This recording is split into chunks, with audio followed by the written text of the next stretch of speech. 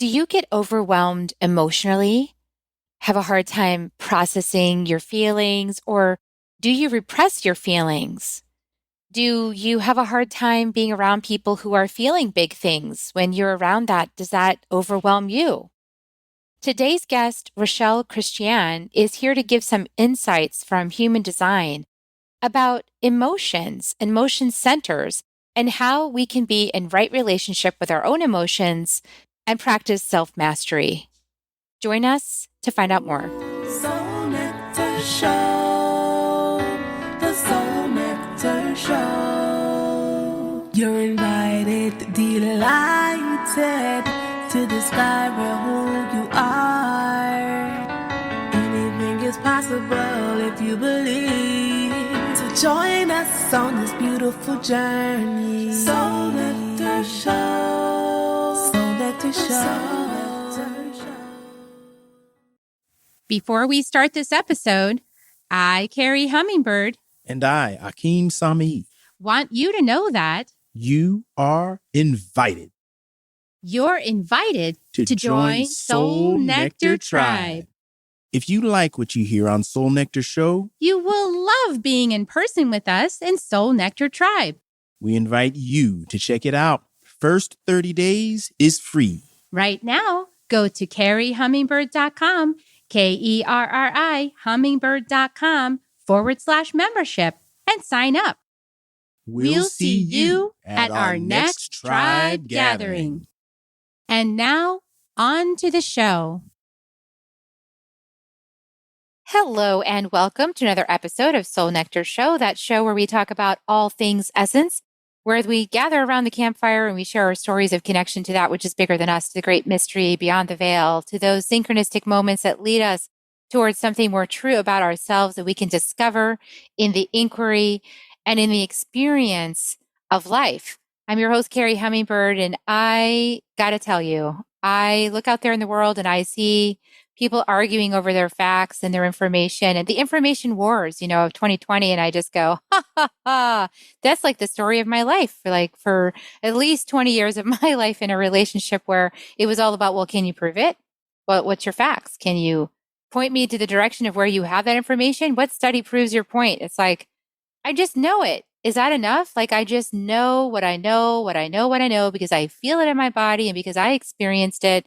And that almost like that experiencing of it is more true. And when I finally gave myself permission to stop playing the proving game, I ended up in a space where I could actually just relax into my experience of life and start to trust that, trusting that life is bringing me everything I need to know about myself and the world.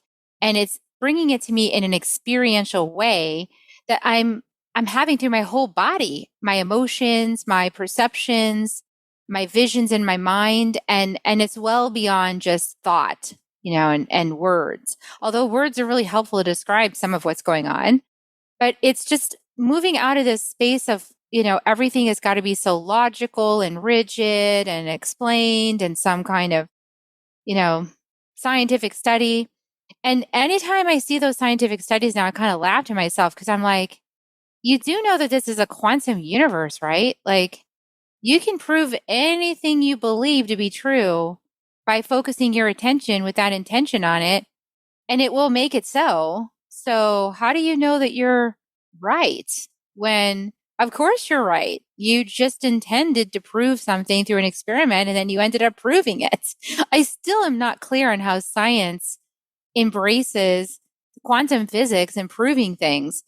But anyway, that's probably the subject of another interview. I'll have to hunt down a quantum scientist to explain that to me, because I'm so confused about how they can prove all these things through science when I know that quantum physics lets you prove anything you believe. So that might explain why we have so much conflict in the world. And we're going to have a really interesting discussion today with my guest, Rochelle Christiane, who's here to really talk to us about a number of topics, but especially we're going to focus in on how can we understand each other better by actually understanding each other's design, and understanding that we're part, that each of us is unique and each of us is living an existence that has been sort of scripted for us by our higher selves.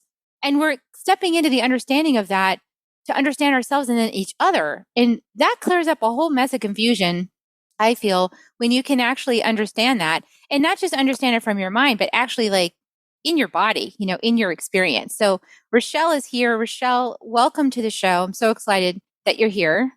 Thank you. So happy to be here. And I would just tell you a little bit about Rochelle. So she's a certified holistic health coach with a focus on gut health, because the gut is where it's all happening, by the way, because that's how we integrate our experiences in the gut. That just sidebar. In combination, she uses human design and astrology to help guide and support women in their journey to self-trust, acceptance, and love. And she is an emotional manifesting generator, a Taurus sun, Leo moon, and Leo rising. And therefore, emotions have been a huge lesson in Rochelle's life, and learning to self-regulate, trust, and tap in to the higher self has been just a life-changing process. And that's why she leads this work and helps other people to do this. And you can get her gift, Emotional Mastery Workbook, on her website. I'll put that link in the show notes. So Rochelle, we've had these conversations offline about how just I love the fact that there's maps to understand each other now. Like it's such a relief to have these maps based on our astrology and based on, on a deeper understanding of our soul's design of us. And so that's so helpful. How did you start to get into this path for yourself? Yeah. So for me, for like most of my life, like we were just talking about too, I feel like my biggest lesson here was to learn self-love, right? To learn to trust myself. My emotions were huge. I was raised in, as we look at human design, I'm emotionally defined and my entire family is undefined, right? So I was the dramatic one. I was the emotional one. I was the sensitive one. I was always the one that was wrong, right? I internalized all of that to mean that there was something wrong with me. I felt like I was very alone in my feelings because my family didn't understand them. And then when they did feel them, they amplified it. So it was uncomfortable for them. So I was kind of always shut down. I wasn't allowed to be sensitive. I felt a lot that I was weak for having so many emotions. And I internalized that. I was always kind of, what's the word I'm looking for? Like my mom was very kind of controlling of the situation. If it wasn't her way, it was wrong. So I really internalized that for most of my life. And then I just ended up getting into really toxic and abusive relationships as I got older because I was just so used to being told what to do. I didn't know outside of that what to do for myself, right? I felt like, again, like I felt like I was always wrong. So how can I trust my own decisions? How can I trust what I knew to be right?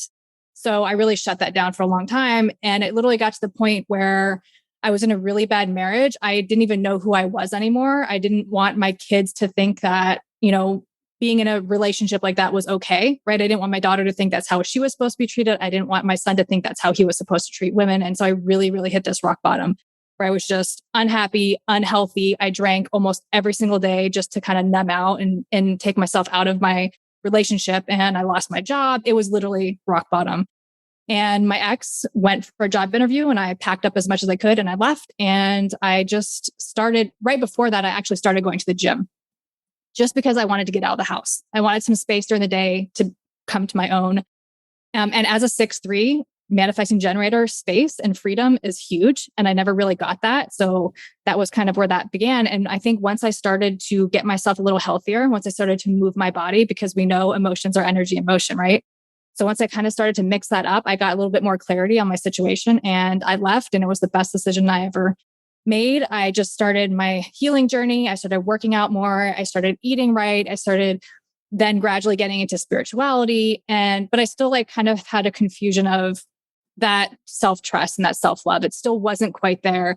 And then Human Design found me. I had invested in an intuitive coaching program because, everyone talks about intuition and self-trust. And at that time I was like, yeah, okay, I know, right? Like all the books, like the personal development books, I had read everything I could get my hands on.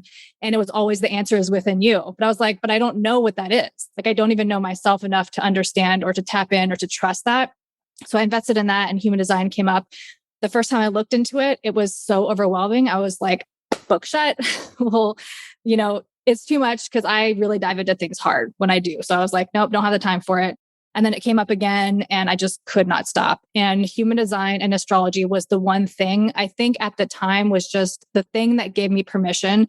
And it showed me that all of these things that I thought were wrong about me are just who I am, right? There is no right and there's no wrong. We are who we are. And like you said, like we all, even when it comes to that understanding people in my life and seeing their differences and how they are and how they think and their perspectives and their conditioning and all these things. And it really gave me so much freedom within myself that I could actually start to love myself, like truly, fully actually love myself.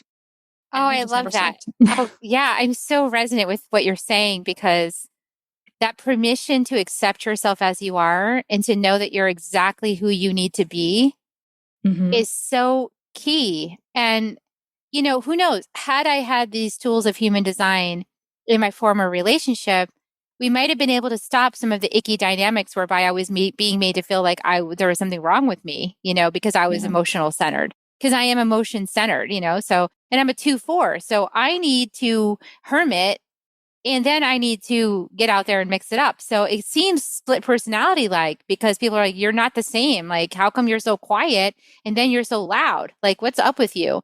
Well, that's just who I am. Like, I'm actually built that way. I sequester and then I get out there and I mix it up. And then I sequester and I get out there and I mix it up. And I know when I need to recharge. I'm a manifester, so I have to recharge. I need lots of time and space.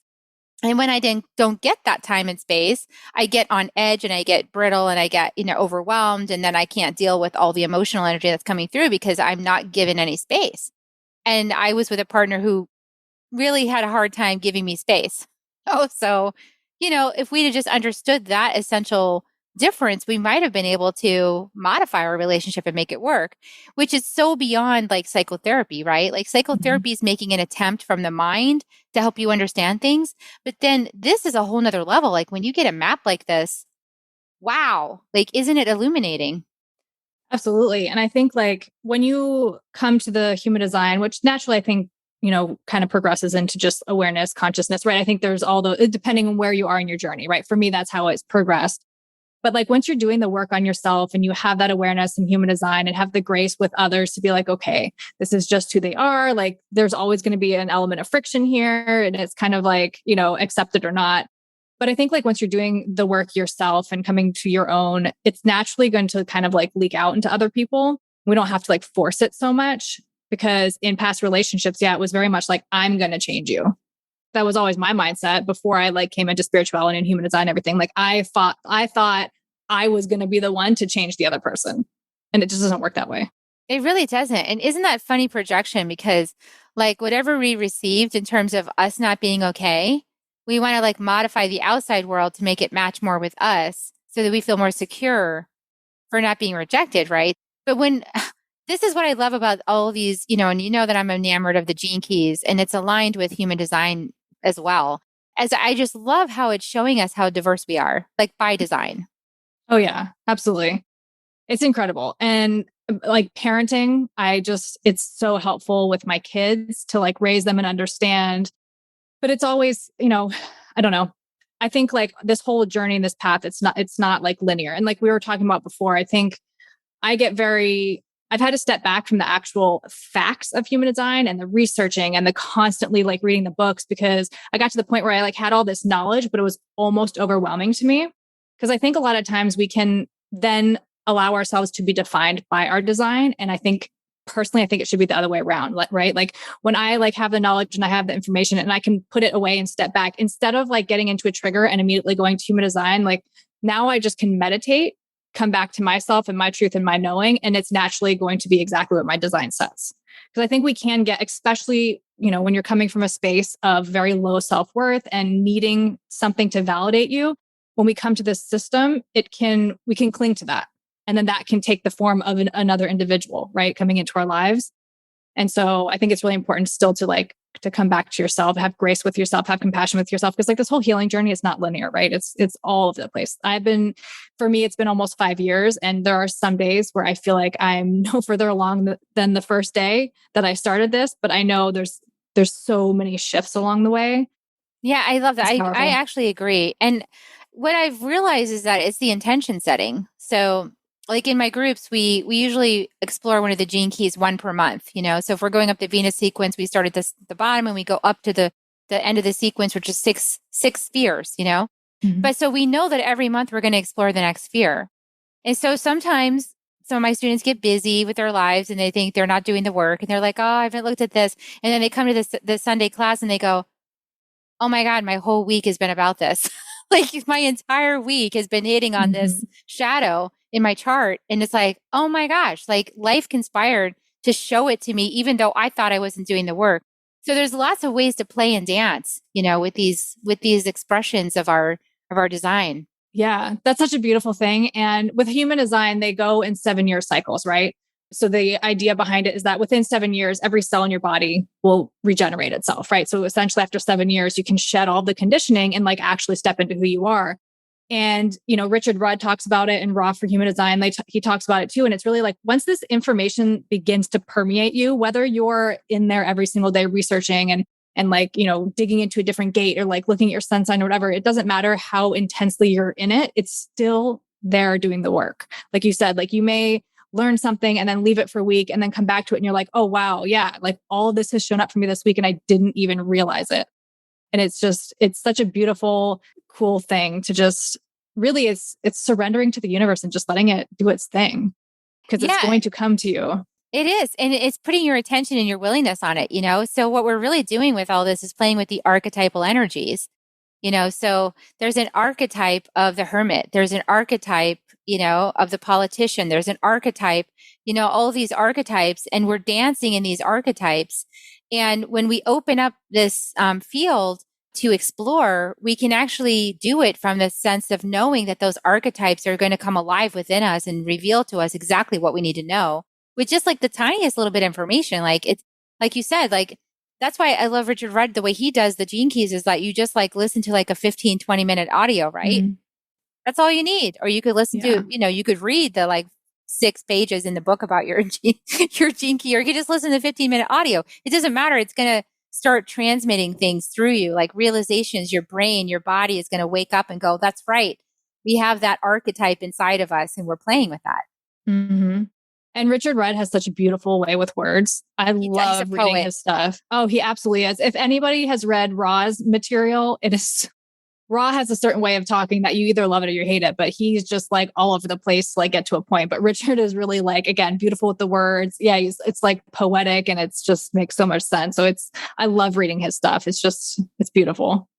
And I think that each one of us, like you were saying, like can take that inner journey too, like get some information, get started on it, and then like shut the books and just kind of go in your experience.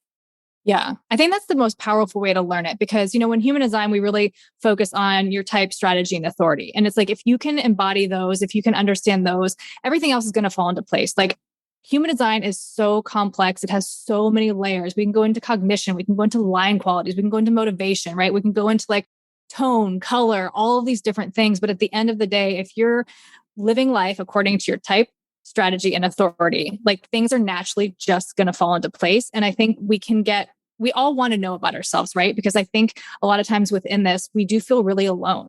We feel alone in our experiences. We're not, but we do feel alone in our experiences because we're alone in our head, right? Like we can't hear what anybody else thinks. We can't, we're just assuming, which we shouldn't assume, but we do.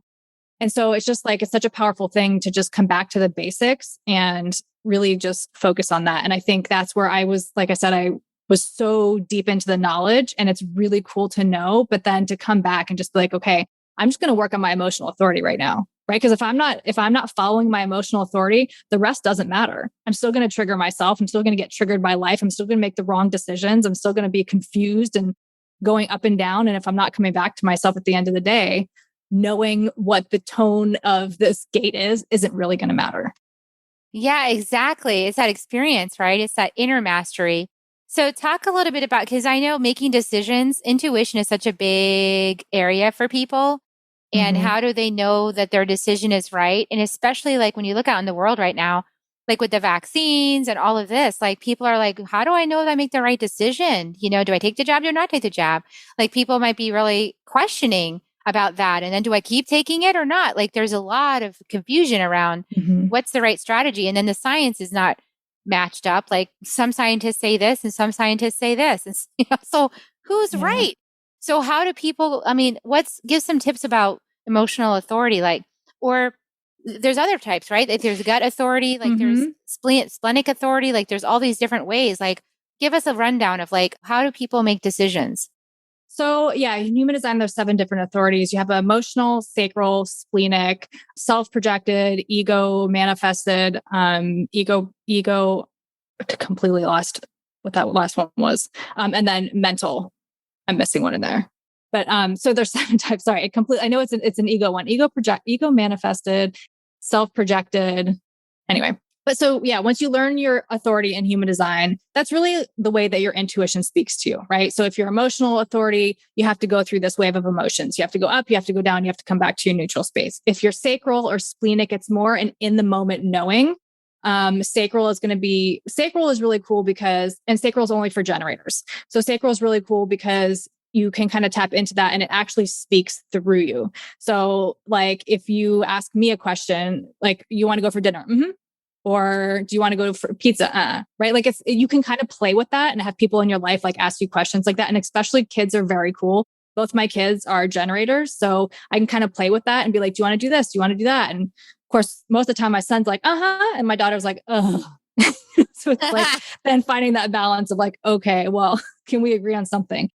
Splenic authority. Splenic is in the moment. It's like one hit. It speaks. It's quiet. It's probably the most like when we learn about intuition is very quiet, right? Intuition comes from a space of love, not a space of ego. So I feel like the splenic authority is kind of like that in the sense is it speaks once, it speaks quietly. So your actual physical health is really important if you have splenic authority, because if your vessel isn't running properly, you're not really going to be able to tap into that. And then you have, ego manifested. So you have your ego center connected to your throat, which is a manifester. And so they really have to listen to like what they want. That's going to be really important. And it's going to be about speaking. Then you have self-projected projector, and that's the heart center. Yeah, the identity G center is connected to their throat. And again, it's the kind of similar. They really need to speak out loud to understand what is right for them. And then you have mental, whereas you have your head connected to your throat and everything below is open. So for them, it's really important to be in the right place, be very aware of where they're at and how that feels to them to know if something is right for them or not. But at the end of the day, I really think because it gets so loud out there, right? There's so many opinions, like you said, there's so many facts, there's so much science, there's so much people wanting to project and push their values on other people. So for me, it's just been a matter of really meditation is like my number one biggest advice. No matter what your authority is, come back to that space in meditation where you can really tap into yourself. Because it is like, how do we know what's best for us? Right. And it's like, if I make a decision, but everybody else is making a different decision, and there's a lot of shaming going on right now. If you don't get the vaccine and your family's shaming you, or if you do get the vaccine and your spouse doesn't want to get it, there's shame there. Right. And I think that is just a big one that's, in the last year, obviously that's been kind of big. So it's like coming back to yourself and trusting that, because you are going to get pushback. You are going to get shamed sometimes if you allow it, if that triggers you. Right. But yeah, I know in my personal experience, there's been a lot of low key shaming coming from certain people. And I just have to, it's like not outward, like, but it's there. And subtle so it's shaming. Yeah. And so it's just coming back to myself and understanding that what's right for me isn't going to be what's right for you, and having grace and compassion in that. Like, I'm not going to shame you for your decisions. If you feel that it's right for you, that I trust you enough to know that that's what's right for you. Right. Really, at the end of the day, your decisions, granted, if you're my partner, if you're my child, like, yes, your decisions may affect me more so, but at the end of the day, it's your decision. Like, when I started my journey, that's what I always had to tell myself. When my mom wanted, or my friends wanted to tell me what I should be doing, it's like, at the end of the day, when I get in bed at night, they're not up in here. They're not in my head. They don't have to go to bed with all of the chaos that goes on in there. So I would rather this be calm and quiet and be sure of myself than to do something for someone else and just sit there and my mind is spinning at night and unhappy and resentful and angry and bitter. Right. So. Yeah, it's so true. I was curious because, like, do people have more than one? They just have one authority, right? Mm-hmm.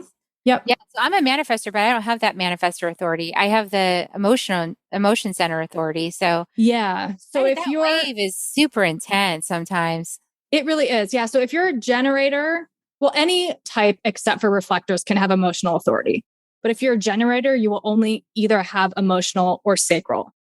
If you are a manifestor or a projector, you can have emotional, but you won't have sacral, but you can have emotional, splenic, or one of the other ones. And then obviously reflectors have no centers defined. So reflectors have, we call it lunar, right? So they have to wait a 28-day cycle to like, so that they can really taste all the other authorities so that they can come back to themselves and know what feels best for them.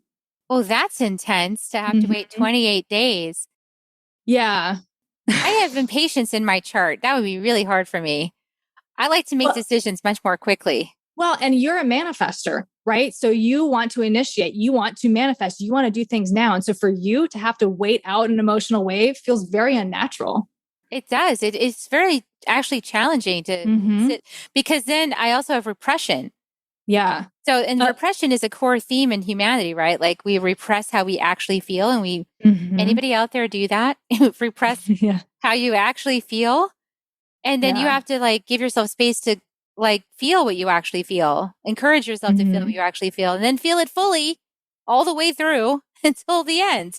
That's a lot. Yeah. For emotional authority types, I always just, my mantra for myself, especially when I get in my lows, because do you know what channel you have defined that creates that emotional authority? I don't know off the cuff. So mine is 12 skilled there than I am in the other space, the jinky space. Yeah. Well, mine is 12, the channel 1222, which is the most, it's kind of the most chaotic of them because it's very much like the passion and the romance, the music and all that stuff, right? Some of the other ones aren't as intense as that. Where would that be? The emotional authority? How do I know? So sacral center? No. So your emotion center is the one on the far right. It's like that triangle, but like what is the channel that connects it to your throat? 36. 36, 35? Uh-huh. Okay. So 36, 35 is a collective channel. So that's all about experiences. Like you cling to experiences because you want to experience it to share with the collective, right? Yes. So that one, like you were talking about earlier, so that one's connected to gate 30, right? Whether you have it active or not, it's still within that circuitry in your emotional center. So gate 30 is called the clinging fire, right? So it's like you have this expectation, you have this thing that you're clinging to, and then it passes it on to this 35, 36, right? And again, it's all about experiences. You want to experience things for the collective. And because it's an emotional center, there's an element of passion and sexuality to that as well. And so that becomes a collective thing, and not collective in the sense of, I mean, it could be collective of like, orgies or whatever that, but it doesn't necessarily, it's just wanting to have those experiences to share, to help people, right? It's not so much like sharing intimate details about your life, but it's having those experiences so that so you have that experience. Yeah, I have that all the time. I started realizing it. Years ago, I started realizing, I think I'm feeling more than just my stuff. And then I would go on social media, I'd be like, is anybody else feeling whatever I was feeling? And they'd be like, yes, oh my God. And everyone's, I was like, that is so weird to realize that. It was like, wow, I'm feeling what everybody else is feeling, or this group of people anyway. And then to talk about it, to really experience, sampling it and tracking it and kind of go deep within myself with it. And then that's where most of my writing comes from. That collective experience. Yeah, absolutely. That's beautiful.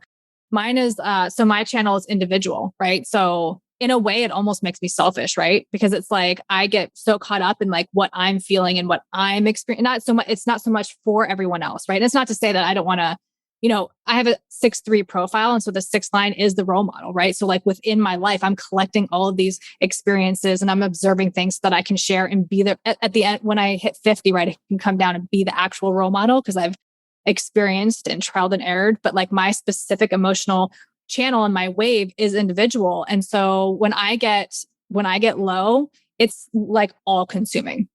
But I always my mantra when I get in that space, because it consumes me mentally, it consumes me physically, and it's so intense. But I just always sit there, I'm like, this too shall pass. This is not forever.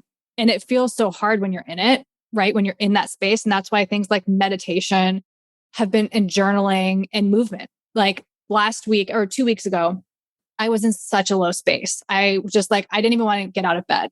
I felt so heavy in my body. I didn't work out for 3 days. It's always in those times that we don't do the things that we know is going to help, right? Because we just feel so low and so down.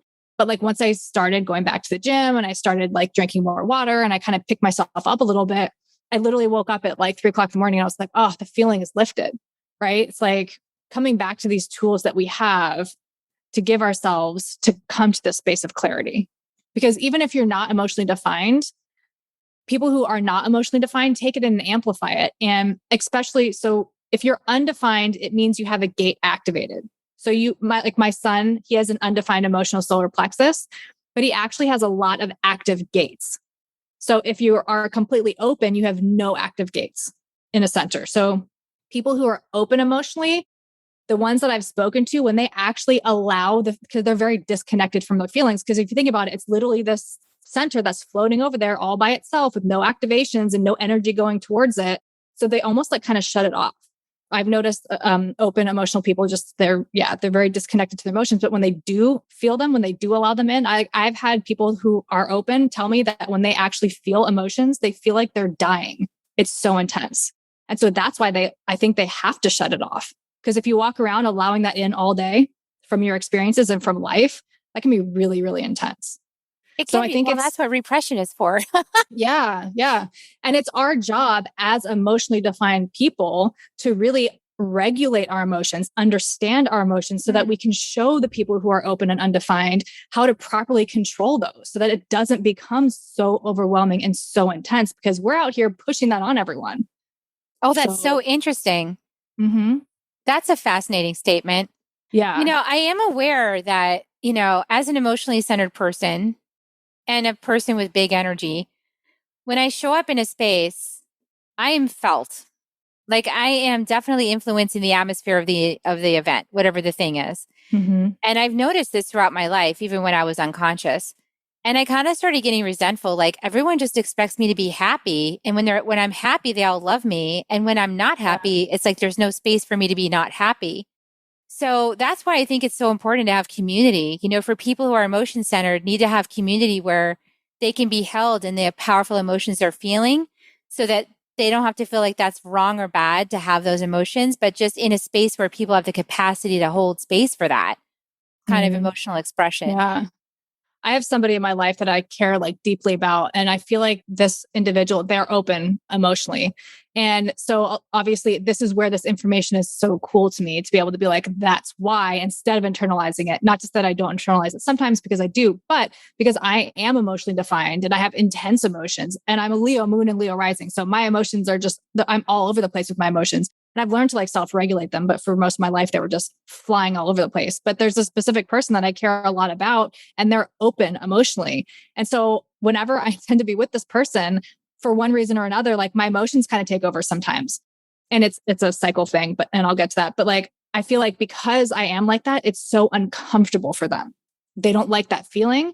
And so then they don't want to hang out with me as often. And I internalized that for a long time of like, oh, you don't like me, you don't want to be with me. But then at the end of the day, it's like, if you're open emotionally and you're constantly with someone who has big emotions and big emotional waves, that's very uncomfortable for you to be around.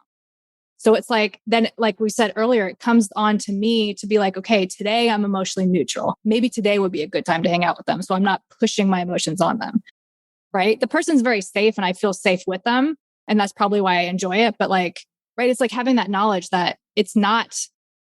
Have you read the 4 Agreements? Oh yeah, of course. Yeah. One of my favorite books. Take nothing personal, be impeccable with your words, assume nothing and do the best that you can. Right. So it's like really, it's come to this like learning to not take it personal, not assume anything because you don't know.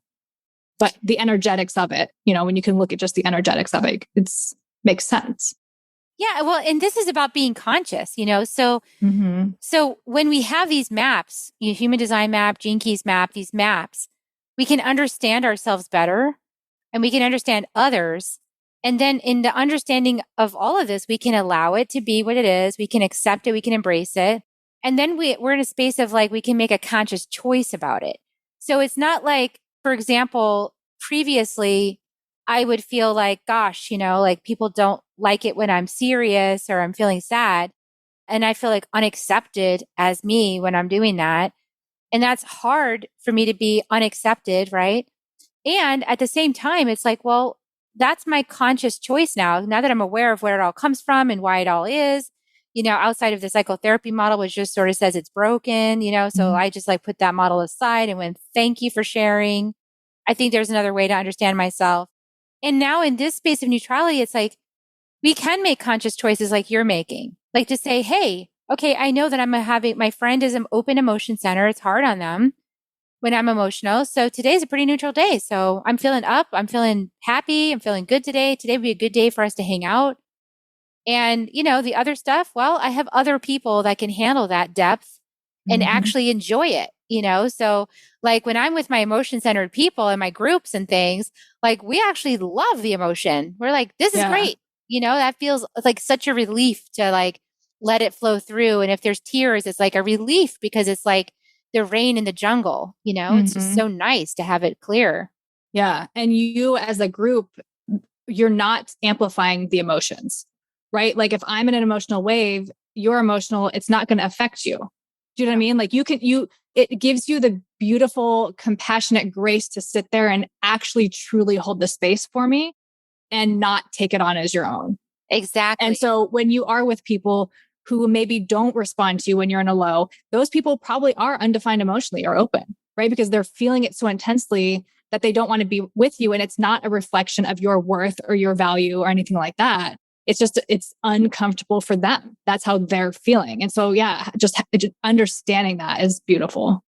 Yeah. And I think understanding people like you had mentioned, mind-centered, obviously mind-centered people and emotional-centered people are going to have a hard time understanding each other, especially if the mind-centered person has an open emotion, right? It's like, ooh, this is uncomfortable. Get this out of my space. So, maybe we can understand why, this whole phrase that opposites attract. Well, that might be so that we can learn about ourselves, Yeah. I think that's the lessons there. The lesson is in the opposite. And I think if you're doing this, when we look at just going to like human design and like connection charts, right? You can pull connection charts together and there are connections that work and connections that don't work. And I'm putting air quotes here because I don't believe that, opposites do attract, right? You are going to have that pull, but with that pull is the spark. It's both. There's a duality in everything, right? So it's like, you're going to have that intense attraction, but then it's also going to have that repulsion too. And it's not to say that something like that can't work. It's having the awareness and the consciousness to understand like, hey, this is a lesson for me. And sometimes, it comes in phases. Sometimes you're there to learn that lesson and then it's going to fizzle out, right? Because like once you embody, like if somebody's triggering you, whatever it is, or if you're jealous of something if somebody has, or if you're attracted to somebody because they're confident, it's because you want that. So once you learn that lesson and get to that point, that person may fall out of your life. And it's hard to do from a mind place, right? Because you want to make sense of it. Your mind will spin and spin and spin and ask more and more questions and it just never lets it go. So it's really coming back to that intention and like your body and really knowing what's true. And I think a lot of relationships, at least, mine in the past, I wanted to change them. I wanted to fix them. I wasn't aware. I didn't have this level I didn't know what human design was. So it was like, I was clinging to something that clearly wasn't working.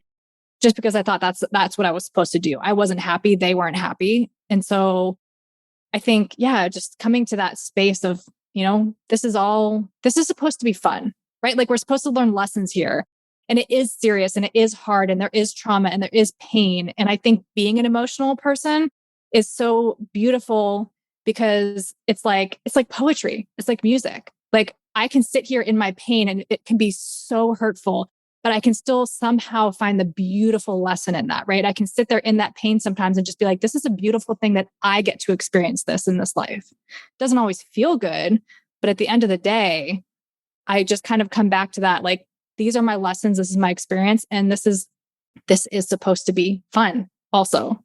So it kind of like lightens it a little bit. Yeah, I was actually realizing, because I've been contemplating the gene key of seriousness in the shadow. It goes to ecstasy along the path of delight. And it's my culture, which means that it's my main prosperity. It's how I'm prosperous. And you can imagine how that pokes at my pain point around, nobody likes me when I'm serious, but they all love me when I'm delighted, and it's like so not fair and all of this. But that's because I've been in the inquiry, like what my soul obviously needed to learn that lesson. Like, you're taking things too seriously, buddy. Like, like let's move forward and see the ecstasy in life. And there's been these moments like in group with like where I'm able to express feelings or where people are expressing and I'm feeling that emotional wave move through me. And on the other side of that, or even in the midst of that experience, there actually is this feeling of ecstasy, like, wow, like this is amazing that I can feel all of this inside my body is so incredible. And there's like this moment of like just sheer delight in it. Like, wow, like I can feel. And like, I don't know how the mystery of that happens, but it does. It all happens inside of me. And it Yeah. feels so, it's like cathartic, which is that ecstasy part. It's like that cathartic release of what's ever pent up.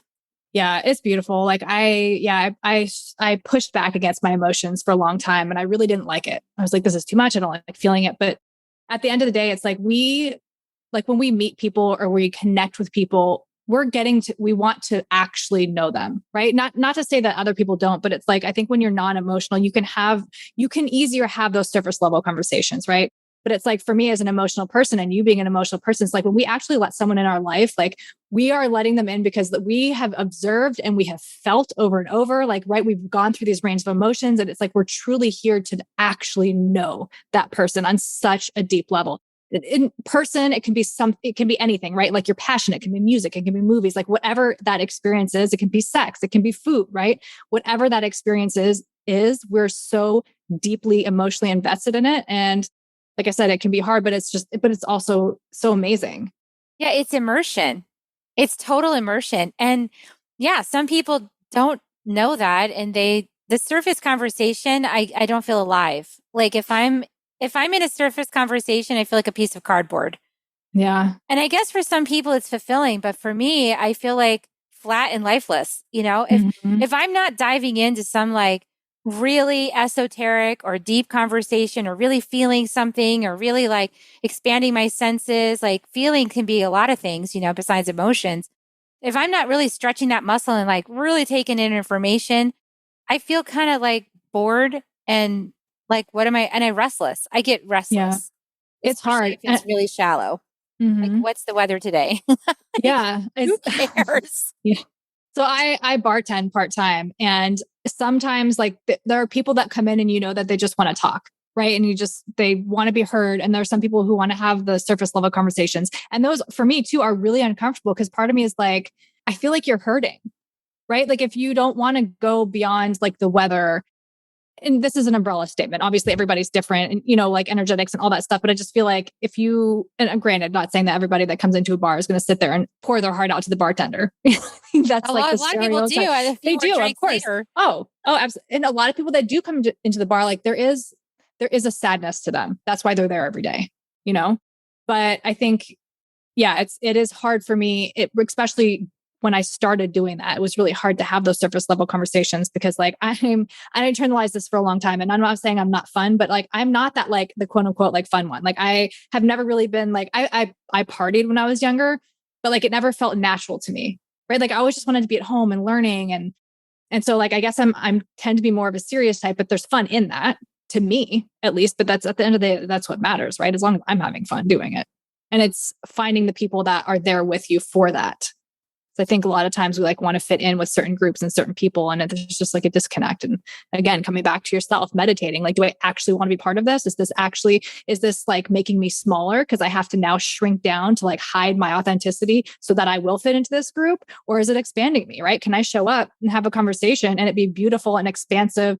And we learn and we grow, and that's personally where I'm at, but everyone's at a different place in their journey. Everyone's at a different place in their journey. And, I had to learn the hard way that when you're an emotional processor and you can feel everything and you can feel the depth and you can feel beyond even to things that people don't know that they're experiencing. And you can touch on those things, like with your words, like I found this. And I found out that people don't always appreciate that. And especially not if they want to stay at the surface, if they want to stay kind of like up here, they get upset if you poke out something that's like way under here that's painful. They get really upset. And so that was another form of like my self-restraint, and really respecting and honoring that people are in a different place. There's actually like, there's impact that as emotional processors we have on other people that we may be completely unconscious about. We may think everybody knows that that person's completely upset, even though they're acting like they're fine, but we know they're not because we can feel it. Mm-hmm. And they don't even know it sometimes. They've been like denying or repressing it in their own consciousness. And so to point it out, like brings it into awareness. And then they might have like a huge emotional like release at that moment that's not appropriate for that moment, you know? So that's why, you know, I used to do this at BNI. That was my last lesson in that. I went Business Networking International, and there was a friend of mine in the group and she was avoiding me. And I was like, why is she avoiding me? So I like put myself right in front of her and I was like, hey, what's going on? And she's like, I can't talk to you right now because I know you're going to cause me to be emotional. That was a huge wake up call. It was like, let people avoid me if they need to avoid me, you know? Yeah. And for you to have that awareness. But I also do think, like you said, you talked about like having that self-restraint to know like when to or when not to with people. But I also sometimes think like everything happens for a reason, right? So you may have provoked somebody and pushed somebody and gotten them emotional, and maybe they like fall off and you never talk to them again in your life. But perhaps that person, like maybe you actually started their journey for them. You're just never going to know. I'm never right? going to know. Exactly. Yeah. I think we're all in the right time at exactly what we're supposed to be doing, exactly what we're supposed to be doing. And I think what's hard for a lot when we get so mental is like, we want to know, right? Like and that's why it's so hard sometimes to like trust your intuition. Cause it's like, I may be leaving the house and something in me is like, oh, go grab something, you know, or go check something or go grab this book or, you know, whatever it is. And it's like, what would happen if, you know, we kind of want to test it. Well, like, what would happen if I didn't? But then what would happen if I did? You're never gonna know, right? Just like trust it. And so like, I've just had to just like let it go and just like trust whatever it is that is coming to me and let go of needing to know what the alternative would have been. Because you're never gonna know. You have one choice, right? You can go this way or you can go this way. You can't go both. I mean, you can in the quantum field, but you're not going to know. I guess multiple realities happening. That's why there's so many multiple realities happening at every choice point. I wonder what would happen if I did that. Yeah. But we're only in this physical one, right? Like you can meditate, I'm sure, and transcend into the other one, but it's not, you know, and I think there's a lot of people like when we have like certain connections with people that don't really make sense. I think in this reality, I truly do believe it's because we have like an intense relationship with them in another reality and, you know, another path that we took that we just didn't align with here, but it happened. Yeah. And other past lives and things like that too, that explain things. So having all these tools is helpful for navigating these relationships and for making sense of like why it is that our interactions with people are the way that they are. And then that all gives us consciousness to make choices, right? So now I consciously practice restraint because that also is one of my gifts in my life's work is practicing restraint, you know, and going into stillness. And so it's not shutting myself down. That's not what it is. It's like I'm allowing everything to be present within me. I'm just restraining it long enough for the right answer to come forward. Because it might be that I need to go talk to my friend at BNI. It might mean that I need to walk up and hey, how are you doing? But if I don't slow down and get still enough, I won't know if that's coming from my insecurity or if that's coming from a divine message. So, you know, it's that learning ourselves and how to navigate our inner realms. So important. That's why I love the work that you do. I'm so glad you help people understand themselves better through the human design and their astrology. So tell us a little bit about how you work with people. I know that you have a free gift that you offer, the Emotional Mastery Workbook. And I can link to that. Yep, that is available now. So as an MG, manifesting generator, which is my human design type, like I am so multi-passionate, there's so many things that I want to incorporate, but like my main focus, my journey started in health and fitness. And so that's why I began to be a health coach, holistic health coach, because I believe like it all ties in together. And the reason I was even further certified in gut health is the gut is connected to the emotional solar plexus. And 99% of illnesses, especially in America, but 99% of illnesses are tracked back to our gut, right? So it's all these chronic diseases, stress, all the inflammation, it all has to do with our gut. And so I really help people from a holistic perspective, like get themselves to a space because for me, again, my journey working out and starting to choose better foods and things that made me feel good. And that's my goal, is to make you feel good. It's not so much the number on the scale. Like I don't do the health stuff in that. It's not fad dieting. It's none of that. I want you to get to a place where you can trust yourself and your decisions and know what feels good for you, because it's feeling good. And so we use these things like spirituality, human design, astrology, your food, nutrition, movement, finances, career. Like we literally look at it from a holistic perspective. And I have a wheel that we use. So right in the beginning of a session, we can understand, what areas you might need support in, what areas you're doing great in. Maybe you have a great social life, but your actual relationship is suffering, right? So it's like, what can we do? Are you eating the right food? Or are you eating a diet that's high in processed foods? And it's not about completely making a transformation right now, because nothing in life is going to happen overnight. There are no quick fixes. It's going to be constant, continually showing up for yourself, making the right decisions, but within that, not having shame for yourself either. Maybe you do go out one night and you have, I don't know, something super unhealthy and then like a dessert and then you don't feel that great, but it's more of like, let's tap into our body so we actually know how we feel. Because I think a lot of people don't necessarily understand what feeling good feels like because they're so used to feeling bad. Mm-hmm.